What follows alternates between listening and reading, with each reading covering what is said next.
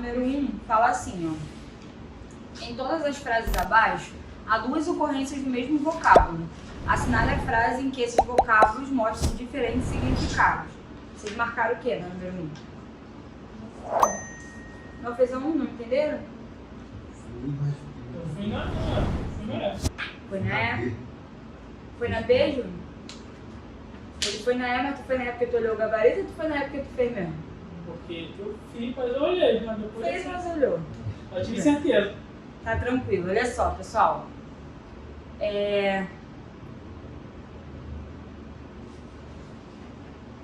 Ele bota em itálico os vocábulos, né? Aí na letra A a gente tem: se eu tivesse um conselho a dar, como homem bem-sucedido, eu diria: se quer ser bem-sucedido, pense muito até doer. Ele fala a mesma coisa, né? Na letra A. Então não tem significados diferentes, certo? Ele fala: como homem bem-sucedido, eu diria: se quer ser bem-sucedido, pense muito até doer. Tranquilo? É a mesma coisa. Na letra B ele fala: antever sucessos é grandioso. Antever insucessos, mais ainda. Ele fala a mesma coisa, né? Questão de prever as coisas que vão acontecer. Antever tem esse significado, tá, pessoal? Ver antes. E aí na letra C: ninguém está nos negócios por diversão. Mas isso não quer dizer que não há diversão nos negócios. Diversão é diversão, mesmo significado novamente. Letra D: o negócio para qualquer um não é negócio para ninguém. Novamente, negócio e negócio. Não tem significado diferente. Agora tem um significado diferente, ó. Pedi para ele dar uma mão na obra. E ele só deu uma mão de tinta na parede da sala. Quando você pede alguém para dar uma mão, você pede o quê? Ajuda. Ajuda, perfeito. Esse significado, essa expressão tem o significado de dar uma ajuda, né? E quando você fala que só deu uma mão de tinta, significa o quê? Ele deu uma notícia na frente, pintou a parede. Deu uma passada, né? Bem simplória, certo? Enfim. Então a letra E é a única que tem significado diferente. Esse dar uma mão aí. Porque dar uma mão na obra é uma coisa e dar uma mão de tinta é outra. De boa? Conseguiu entender, Júnior? Mas é confusa mesmo. Mas não é difícil, percebeu? Cara da FGV, né? Letra E no número 1. Número 2, pessoal. O aluno inteligente dá mais trabalho para aprender jiu-jitsu porque fica pensando antes de fazer o golpe. Uma moça ou um burro vão aprender mais depressa do que o inteligente. Essa frase estaria incluída hoje como exemplo de politicamente incorreto, por trazer um preconceito reconhecido por... Eu dei machismo porque comparou a moça com o burro. Porque comparou a moça com o burro, ou mesmo se não tivesse o burro. Porque botou que a mulher... Tipo, se uma mulher consegue aprender isso depressa, um homem inteligente consegue, certo? Colocando a mulher abaixo, então, letra D, machismo. Só achei que esse politicamente incorreto aí foi nada a ver, né? Número 3. Todas as frases abaixo se iniciam por uma metáfora ou uma comparação. E aí, pessoal, qual a grande diferença da metáfora para a comparação? Quê? Não fez a 3, não? Mas alguém sabe me responder qual a diferença da metáfora para a comparação? Metáfora seria tipo um exemplo de alguma coisa, mas não explicando de forma literal. E uma comparação é... você explica a comparação, você explica a metáfora. Tá, vamos lá. Uma comparação é quando você equivale duas coisas parecidas, semelhantes ou muito iguais, certo? Eu sou professora assim como o John.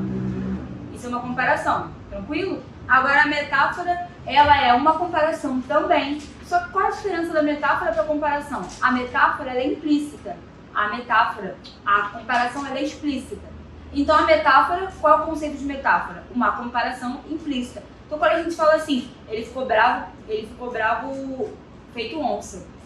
O que é isso? É uma metáfora, certo? Por quê? Que conceito a gente tem na nossa cabeça, conceito de que é uma onça? Um bicho que, fica nervoso, que ruge e tal. Ficou que nem um leão. Peguei as coisas dele e ele ficou que nem um leão. Então isso é uma metáfora. De boa? A metáfora é a comparação implícita. Assinale a única dessas frases que está ausente uma explicação para a metáfora. Vocês colocaram o que no número 3? Quem fez? C. Colocou C? Eu chutei a B.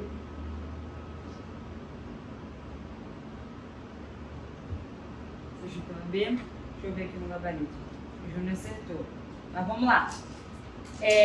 Tu és o arquiteto do teu próprio destino. Trabalha, espera e ousa. Não, você não arquiteta o seu destino literalmente, certo? Então, arquiteto aí é uma metáfora. Tranquilo? Todo homem é uma divindade disfarçada, um Deus que se faz de tolo. Também não, o homem não é um Deus, certo? Então, isso é uma metáfora. Aí na letra D, vamos pular o gabarito, né? O casamento é como uma praça sitiada, isso aí é uma comparação. O casamento é como, porque tem uma explicitude já com a conjunção como. De boa? O casamento é como uma praça sitiada. Os que estão fora querem entrar e os que estão dentro querem sair. Adorei essa frase. A letra E, na letra D, a metáfora é na praça sitiada, embora seja uma comparação, né? Um pouco confusa essa letra D, tá? Para a pessoa poder entender como metáfora também. Fiquei na dúvida entre a B e a D. Pois é. Letra D bem ruimzinha. Porque esse poderia ter colocado, o casamento é uma praça sitiada. Poderia ter tirado como para não ficar tão explícito e dar um conceito maior de metáfora. Mas tudo bem. Aí a letra E. O ocioso é como um relógio sem os dois ponteiros. Inútil se caminha ou se está parado. Nossa. Uma pessoa de inútil em qualquer sentido. Aí, o casamento é uma grande instituição. Aqui tá certo, né? O casamento é uma grande instituição, mas eu não estou preparada para as instituições. Não tem metáfora aí, porque tá falando que o casamento é uma grande instituição e a pessoa não está preparada para instituições, certo? Tem alguma metáfora na letra C, pessoal? Não, né? Então, por isso, letra C, número 3. Que questão boba, né? Aí, número 4. O argumento a favor do diabo. É preciso recordar que nós ouvimos só uma versão da história. Deus escreveu todos os livros. Samuel Butler. A defesa do diabo se apoia no argumento contra... Vocês colocaram B, né? Não. Você foi na A, Júnior? É a B, Júnior, porque o que ele fala, olha... Um argumento a favor do diabo. É preciso recordar que nós ouvimos só uma versão da história. Qual a versão da história que nós ouvimos? O diabo é ruim. E quem escreveu? Deus. Deus, né? Então a próxima oração ela já dá a resposta. Deus escreveu todos os livros. Então não tem imparcialidade, né? Não tem um livro do diabo e um livro de Deus. Então não tem imparcialidade. A gente só conhece o livro de Deus. Tem como você falar que tem imparcialidade? Sim. Algo assim tipo incorreto. Imparcialidade, Júnior? Não, imparcialidade é você não ser parcial, é você não se colocar. Quando, por exemplo, quando acontece por exemplo, ele e ela discutiram, aí eu falo assim, não estou do lado de ninguém. Isso é ser imparcial. Você não tomou parcialidade, você não pegou parcela dela nem parcela dele. Ser imparcial é ficar em cima do muro, certo? Pra mim, ser imparcial é não ser justo. Eu associo isso. Não, mas a imparcialidade não tem a ver com justiça. Não, Necessariamente. justiça, Eu mas... entendo que quando a gente vai fazer um silogismo da imparcialidade, no fim das contas você vai ser injusto. Porque se vocês dois brigam, um dos dois está correto, certo? E eu sou imparcial, uma coisa, por exemplo, uma opressão, existe até essa frase, né? Se num contexto de opressão você é imparcial, você está do lado do opressor. Eu entendo o que você fala. Mas assim, na cara, a imparcialidade não é ser injusto. Na cara, a imparcialidade é não tomar posição, não tomar partido. Entende? O famoso neutrão. Aí a número 4 é a letra B de bola. A número 5, pessoal. Todas as frases a seguir mostram repetições de vocábulos. Assinale a opção que apresenta a forma adequada de evitar-se umas dessas repetições. Essa questão da número 5, ela fala de coesão, tá, pessoal? E aí, o que vocês marcaram na número 5? Também é um pouco confuso. Deixa eu ver. Eu fui na B. Foi na B? D. Foi na D de dado e você foi na B de bola? E você foi na A, foi o que você acertou. Vamos lá, letra B de bola. Havia um buraco no chão e como não vi o buraco, enfiei o pé nele. Havia um buraco no chão e como não vi o furo, enfiei o pé nele.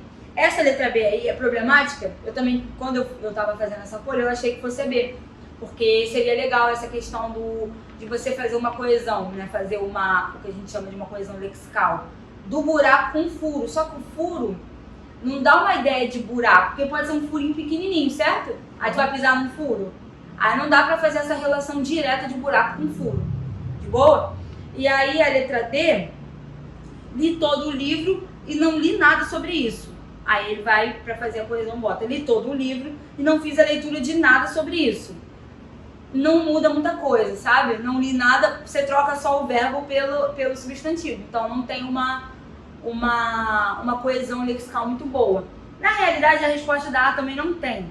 Mas enfim, ele diz que a melhor das respostas, a melhor das anáforas, né, que já que a gente já estudou, a gente pode falar isso, vão construir o cinema aqui, mas não sei quando vão construir. Pessoal, para que se usa a coesão? A coesão é utilizada para você não ficar repetindo a palavra toda hora, de boa? Então quando você fala, vão construir um cinema aqui, mas não sei quando vão construir.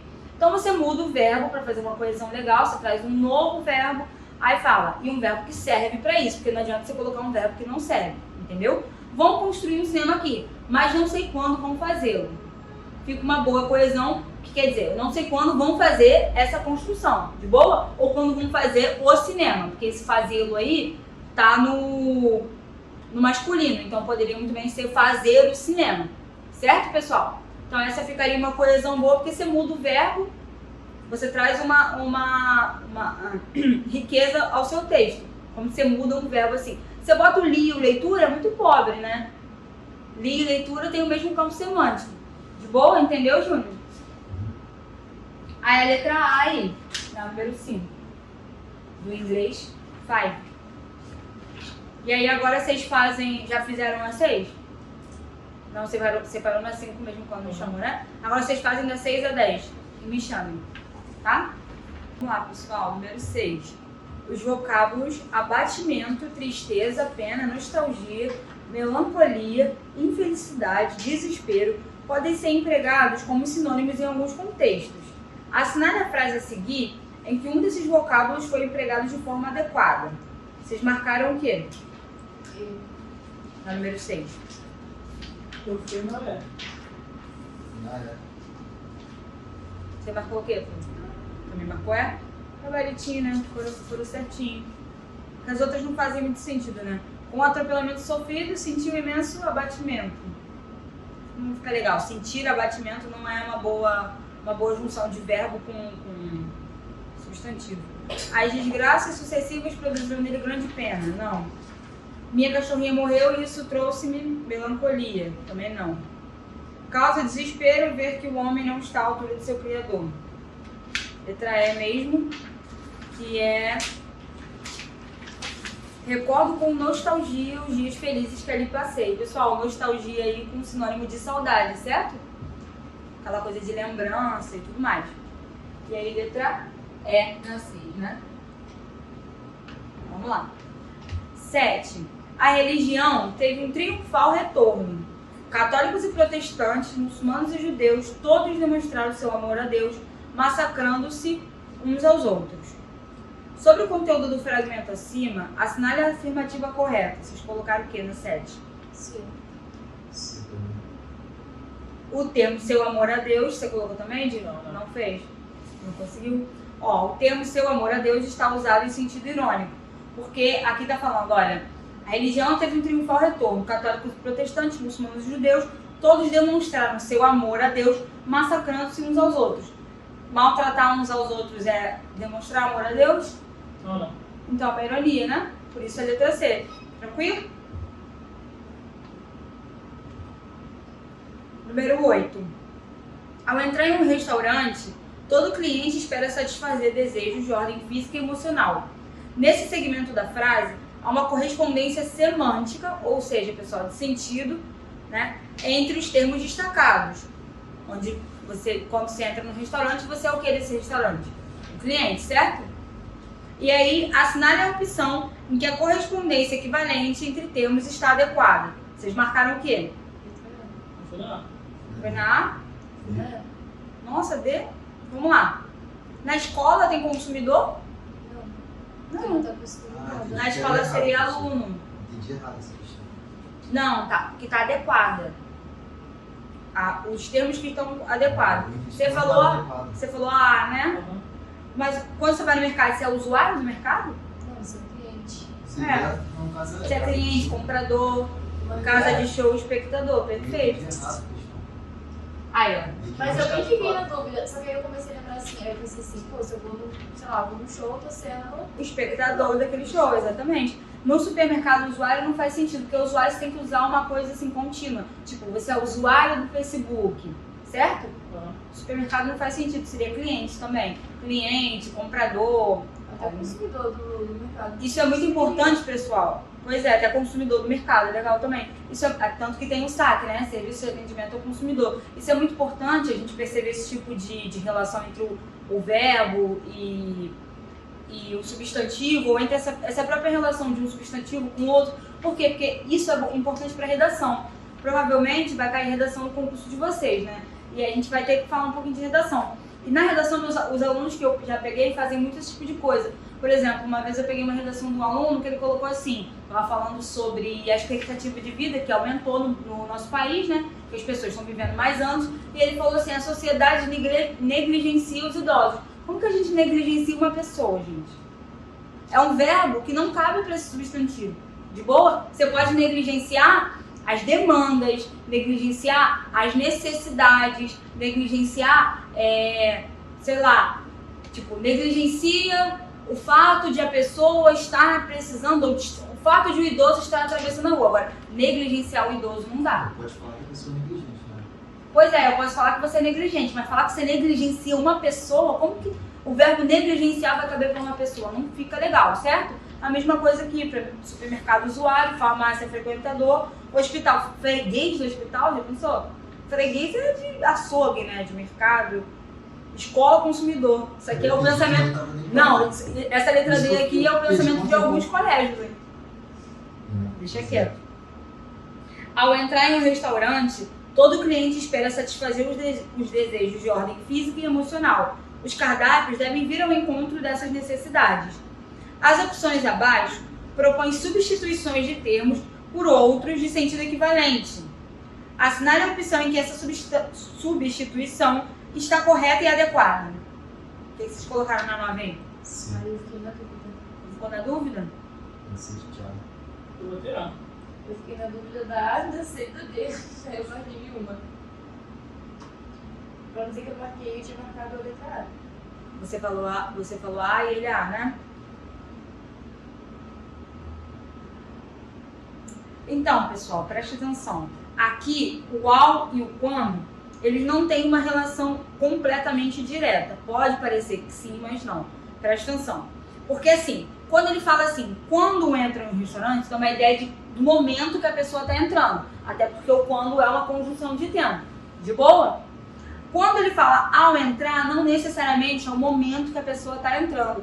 Aqui dentro você vê, ó, ao entrar em um restaurante, todo cliente espera satisfazer desejos de ordem física e emocional. Aqui quando ele fala ao entrar em um restaurante, ele está falando assim, à medida em que entra em um restaurante, ao passo em que entra, então não é o momento. Então assim, o ao e o quando não tem uma relação semântica direta, uma relação semântica parecida. Vocês conseguiram entender? Ou ficou confuso? Mais ou menos. Pode falar disso, se não tiver entendido, pode falar. Mais ou menos. Tá, você pode falar a verdade, tá? Se não entendeu. Porque assim, o ao não é necessariamente... Quando você está entrando no restaurante, aquilo ali não é o seu ao entrar. Você pode já estar sentado no restaurante e eu afirmar essa frase. Quando, ao entrar no restaurante, né, você quer ter os seus desejos do quê? Satisfeitos, certo? Não é no momento que você entra, tudo bem? Então não tem uma relação de semântica muito direta. E quem foi que falou a ser? Foi você, né, Júnior? Foi. Satisfazer desejo é a satisfação de desejos. Aí tem o mesmo sentido. Por quê? Você só substantivou o verbo satisfazer. Ó. Ao entrar em um restaurante, todo cliente espera a satisfação de desejos de ordem física e emocional. Não dá o mesmo sentido? Satisfazer desejo ou a satisfação de desejos? Então eles têm uma relação semântica direta. Eles estão ali dentro do mesmo campo semântico, embora o satisfazer seja verbo e a satisfação seja o substantivo do verbo satisfazer. Mas não perde o sentido do que a frase está falando, tá? Por isso, número 9, letra C. De fato.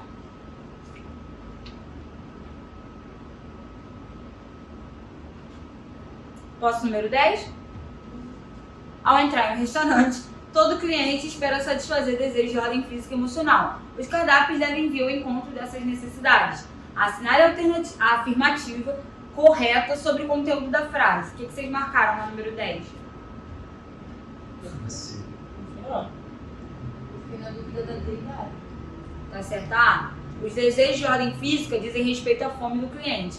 Você ficou na dúvida o quê? Nossa, eu tinha marcado A mesmo, mas eu fiquei na dúvida disso. A D, ó. Não tem traço, ia ser só que eu falei, ordem física. Não, eu fiquei na dúvida, mas eu marquei A mesmo. Ó, os cardápios devem vir ao encontro dessas necessidades. O cardápio deve vir ao encontro dessas necessidades, Júnior, não porque vão incentivar o apetite. A frase, você consegue afirmar isso só por meio dessa frase? Eu tava no meio de OSC, eu só que falei, a fome causa mais do que sensação física, pode mexer com o emocional também. Não, com certeza. Mas olha o que a letra... Ó, assinale a afirmativa correta sobre o conteúdo da frase. Dessa frase, você consegue inferir que as informações dos cardápios devem incentivar o apetite?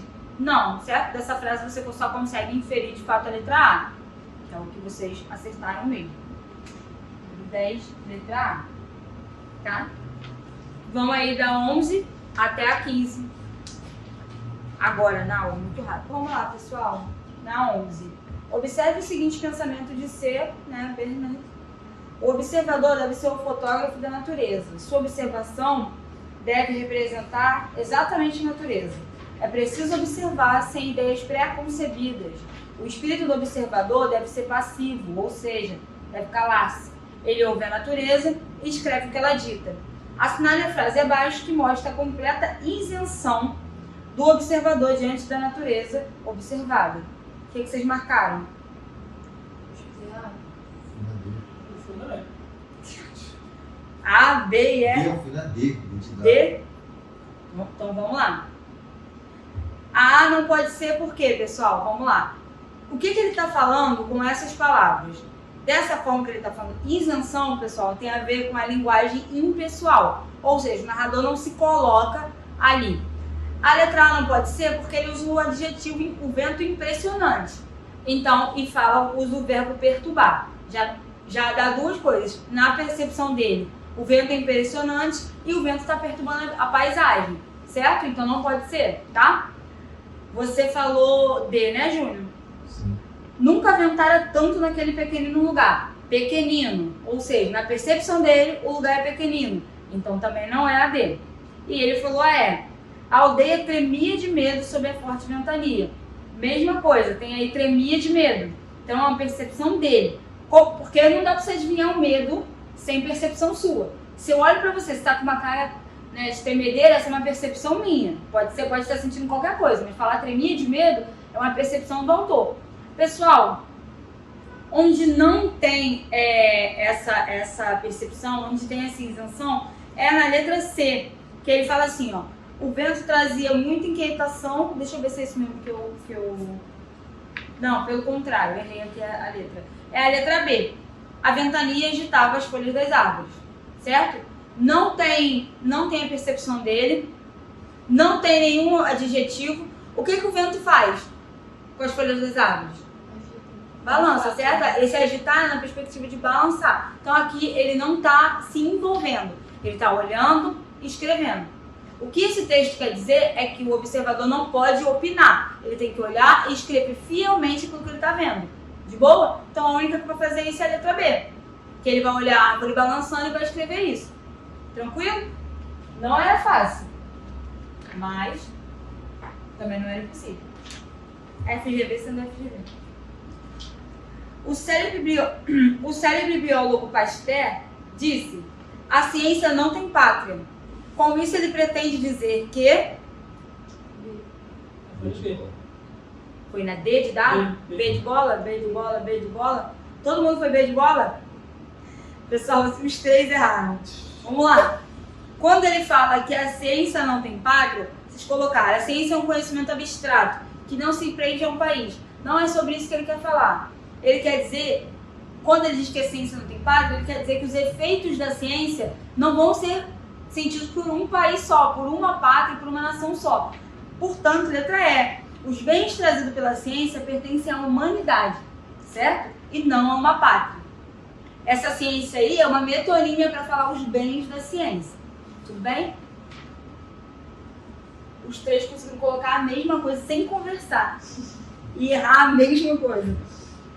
Surreal. Número 13, pessoal. Observe a seguinte frase. Os que se encantam com a prática sem a ciência são como os timoneiros. São como os timoneiros que entram no navio sem timão nem bússola, nunca tendo certeza de seu destino.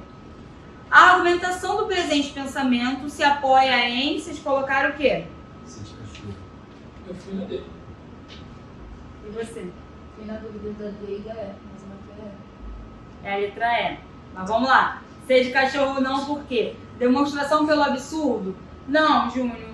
Não tem nenhum absurdo aqui, né? Por mais que pareça que é um absurdo um timoneiro entrar sem timão no navio sem bússola, isso poderia acontecer, certo?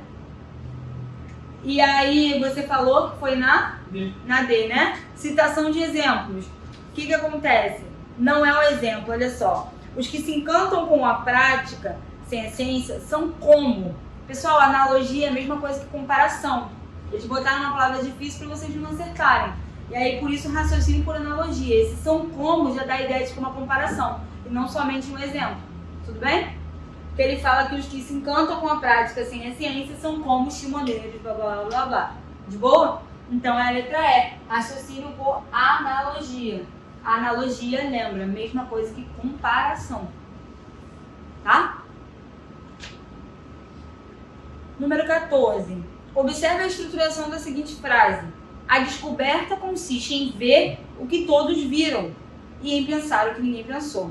A mesma correspondência de tempos verbais aparece de forma adequada em...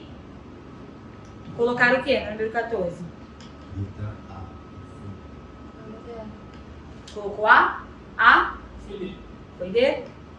Só o dia acertou. Mas por quê, pessoal? Manter os que todos manter... Tem até dificuldade de falar. Manter o que todos manteram, o verbo não é esse. Manter o que todos mantiveram. Certo? Pensa no verbo ter. Aí o manter vai só coisar, ó. Quem tem, no passado, eles têm. No presente, eles têm. No passado, eles tiveram. No pretérito imperfeito, certo? Aí seria mantiveram. O de foi o único que acertou. Intervir no que todos intervieram. Tá? Aí do verbo também ir. Eles, verbo ir. Eles vêm, eles vieram. Então você pode perceber que é a mesma coisa. Aí a conjugação final do ir. Requereu os que todos requiseram. Não, requeriram, certo? Proveu os que todos provieram. Que todos provieram, não. Proveu os que todos. O que todos proveriam, né? Proviram isso. Não teria proviram. Tá, 15. Observe a frase. A ciência consiste em substituir o saber que parecia seguro por uma teoria, ou seja, por algo problemático. Nessa frase, a expressão ou seja tem a função de... Vocês colocaram o quê? Na 15? É, na 15. Eu fui na A. Ia ser.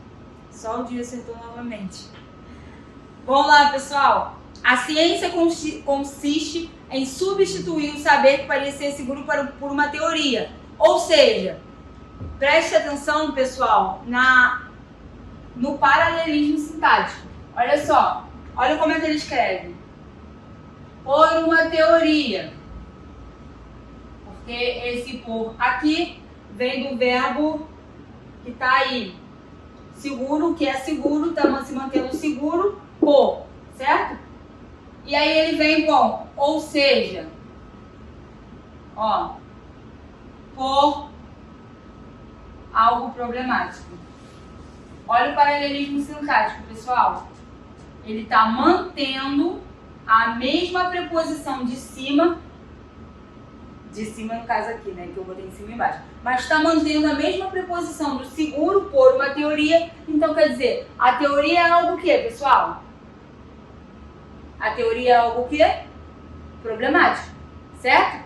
Quando ele fala ou seja, por isso que ele pergunta, nessa frase a expressão ou seja tem a função de, letra A, explicar o significado de teoria para o autor. A teoria é algo problemático. Como que você identificaria isso? No paralelismo sintático.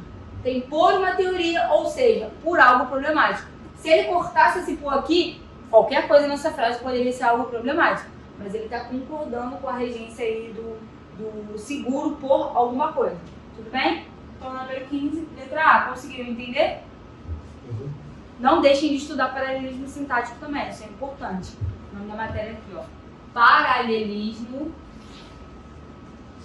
Existe semântico e sintático, tá, pessoal? Estudem os dois. Sintático. A gente pode escrever aí no número 15, inclusive. Aí a gente só foi até aqui, né? Alguém fez até o 20?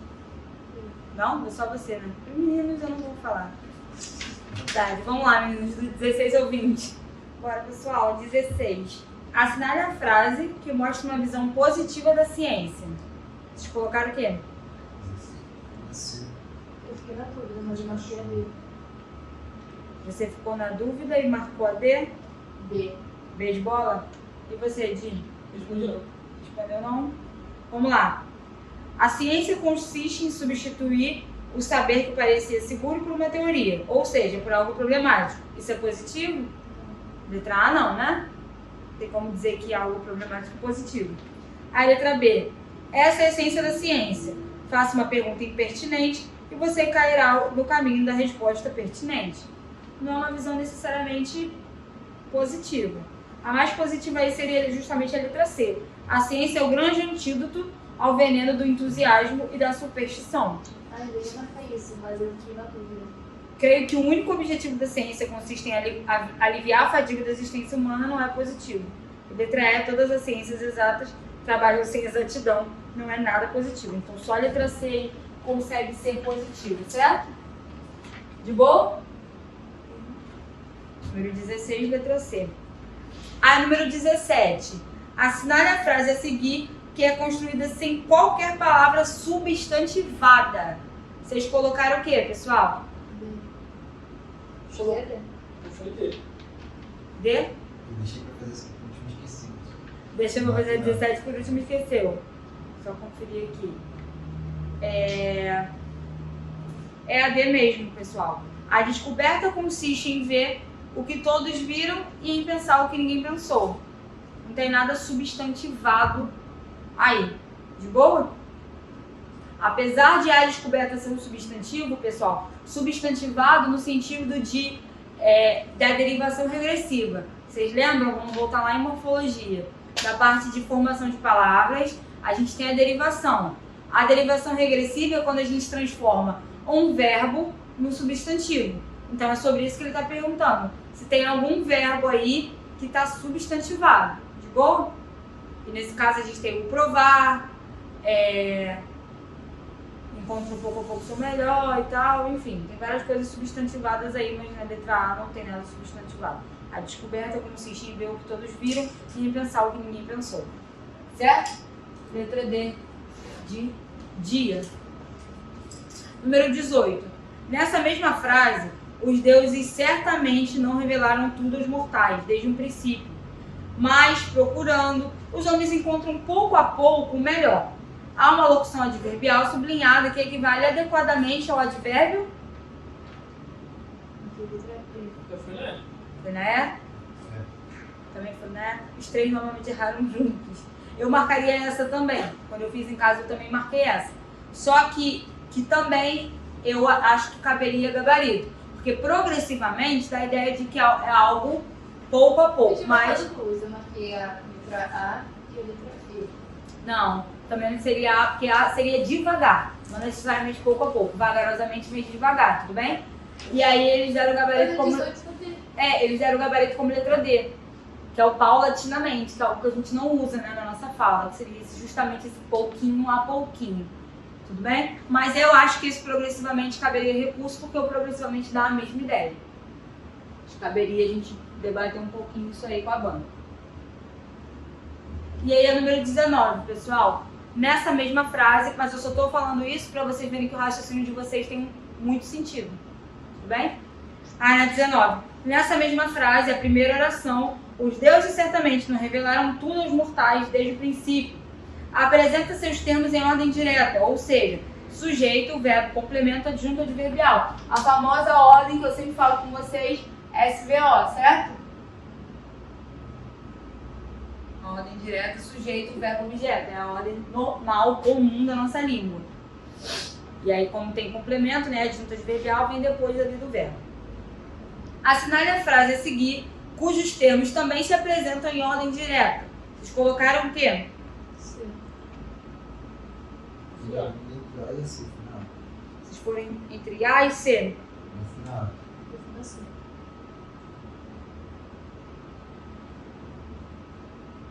Mas eu também fiquei com dúvida na A não tá na ordem tão direta assim, pessoal, porque presta atenção, ó. A guerra é o sujeito.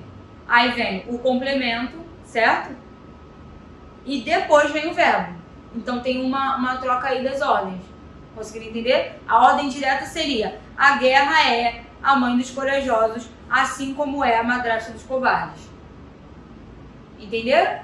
Essa seria a ordem direta. Portanto, a certa é a letra C. A guerra é menos provável se somos mais fortes. A gente tem o SVO aí cumprido perfeitamente.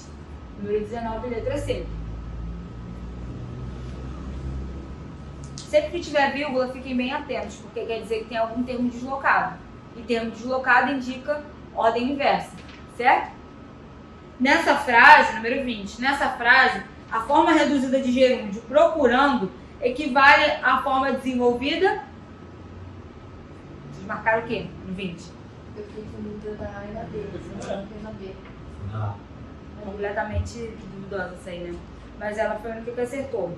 Vamos lá, pessoal. A frase fala: os deuses certamente não revelaram tudo aos mortais desde o princípio, mas procurando, os homens encontram pouco a pouco melhor. Quer dizer, pessoal, é quando procuram, eles encontram melhor? Não, é se procurarem.